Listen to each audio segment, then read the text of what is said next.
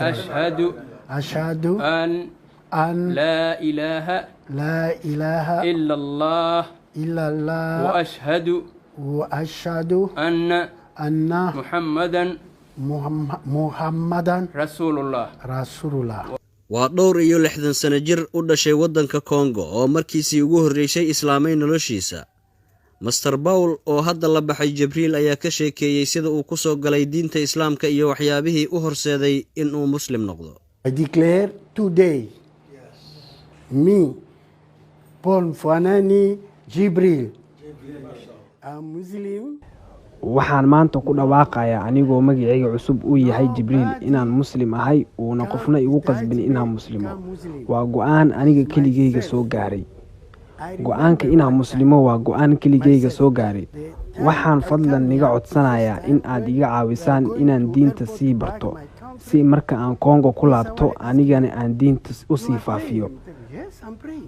waxaan aaminsanahay inuu Alle ii soo diray Soomaaliya si aan u muslimo. xoogaho ayaan diinta hadda ka fahamsanahay.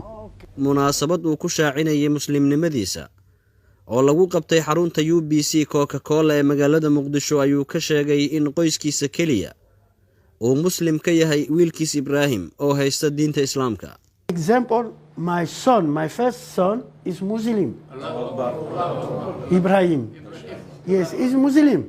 So tusaale wiilkayga curadka ah waxaa la yiraahdaa Ibrahim waana muslim.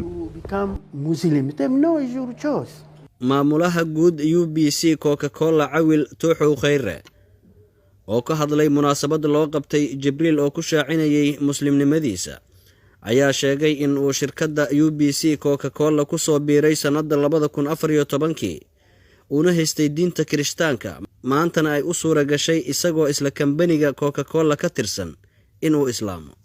xafladan qiimaha badan ee maanta halkan la isugu yimid runtii waxay ahayd xaflad aad u qiimo badan oo ujeedkeedu ahaa nin ka mid ah shaqaalaha UBC United Bottling Company Coca-Cola oo kambaniga la shaqeynayay 2014 laga soo bilaabo ilaa sanadkan hadda dhamaadka sii taagan ee 2021 intaas sano la shaqeynayay haystana diinta Kiristaanka ayaa maanta wuxuu qaatay diinta Islaamka. alxamdulillaah, Allahu akbar.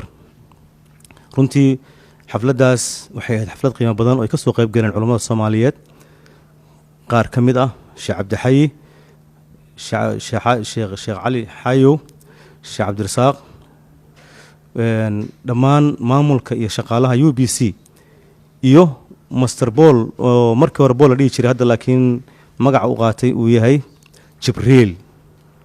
runtii waxay ahayd xaflad qiimo weyn leh, maalin weyn noo ahayd. ninkaas wuxuu nala shaqeynayay muddo dheer isagoo haysta diinta Kiristaanka.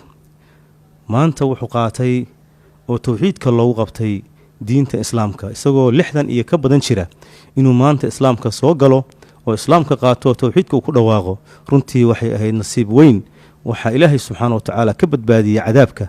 inta uusan soo islaamin ka hor marka uu maqlo aadaanka xilliga salaada wuu ka daba dhihi jiray mu'adhanka sida ay sheegeen dadka isaga la shaqeynayay. ma jirto cid igu khasabtay in aan soo islaamo oo aan diinta Islaamka qaato ee waa doorashadayda ayuu yiri Jibriil oo maanta loo laqinay ashadanka.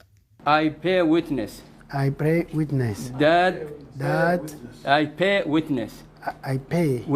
witness that there is no God except Allah and Prophet Muhammad is messenger of Allah. waxa uu sidoo kale sheegay ninkan maanta muslimay oo diinta Islaamka qaatay in diinta Islaamka ay bartay mahadcelin iyo qadarinta dadka.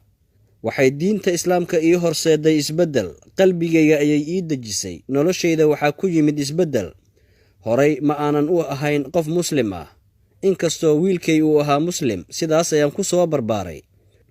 waxaan qadarinayaa qof kastoo muslim ah ayuu yiri Jibriil. inkastoo ay adag tahay in magacyada la iska bedelo haddana markii uu qaatay diinta Islaamka ayaa waxa uu magaciisa ku bedelay Jibriil. munaasabadan oo ay ka qayb galeen qaar ka mid ah culimada Soomaaliyeed oo uu ka mid yahay Sheekh Cabdulxayi Sheekh Aadan ayaa sheegay in tani ay guul u tahay islaamka. sida hore loo sheegay maanta waxaan ka qayb galnay xaflad uu ku cilaaminayay mid ka mid ah shaqaalaha UBC ama Coca-Cola oo u dhashay wadankan Congo oo runtii yani muddo dheerna la shaqeynayay.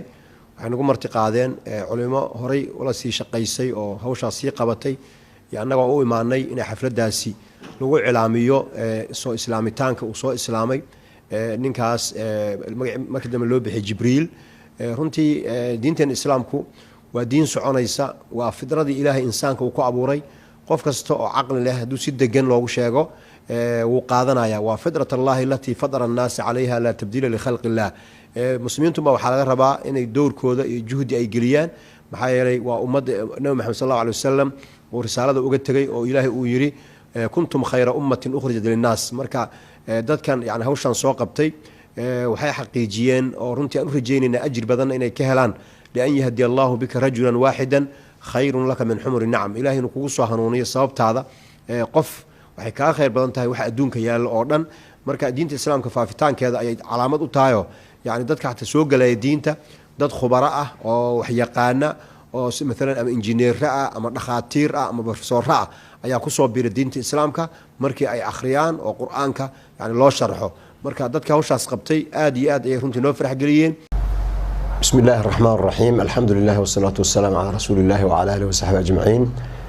أيضا أولوجه أهمية أولياء برنامجك bulshada ay ku xiriirto social media iyo arrimaha ku saabsan oo xilligan casriga ah noqday aalad runtii aad iyo aad saameyn u leh ayaa waxaan bulshada Soomaaliyeed meel kasta adduunka joogaan aan la wadaagaynaa inaan u furnay page ku furan magacayga oo la yiraahdo page-ka Sheekh Cabdilxay oo YouTube-ka ah kaas oo la soo gelin doono barnaamijyada aan ugu talagalay in bulshada lagu wacyigeliyo oo ay ka mid tahay khudbada Jumcada ee isbuuciiba mar baxda magaalada Muqdisho masaajidka Umar ibn Khattab ka baxda iyo waxyaabaha kale aan isleenahay baahi ayaa markaas ummaddu ay u qabtaa inaan yani aan soo bandhigno. waxa kale oo jiri doona su'aalo oo runtii dadku ay aad yani isu weydiiyaan oo ay soo weydiiyaan inaan fursad u siino Facebook inaan isbuuciiba mar aan ku soo bandhigno mowduucyo markaas aan isleenahay muhiim ay bulshada u yihiin ayagoo wixii su'aalaha ay qabaan ay halkaas ku soo qori doonaan kadibna aan jawaabta usoo dhigi doono page-ka YouTube-ka aan ku leeyahay page-ka Sheekh Cabdilxay. marka dadweynaha Soomaaliyeed meel kasta ay joogaan waxaan leeyahay waad mahadsantihiin sida aad uga qayb qaadataan wacyigelinta bulshada kolba barnaamijka qiimo leh meelahaas lagu soo bandhigo aad marka aad uga sii qayb qaadataan iyo dareenka runtii wacyiga sareeya aad yani kaga falcelisaan hadba markii duruufta iyo mowduucyada halkaas ka jira la maraayo. marka waxaan leeyahay ku soo dhawaada page-kaas insha Allah taala waxaan rajeynaynaa duruus laga faa'iideysto iyo macluumaad muhiim u ah nolosha dadka isla markaasna diinteena islaamka iyo faafinteedana qayb weyn ka qaadan doona inaad halkaas ka heli doontaan. marka saa ula socda waa mahadsantihiin. wassalaamu calaykum waraxmatullaahi wabarakaatuh.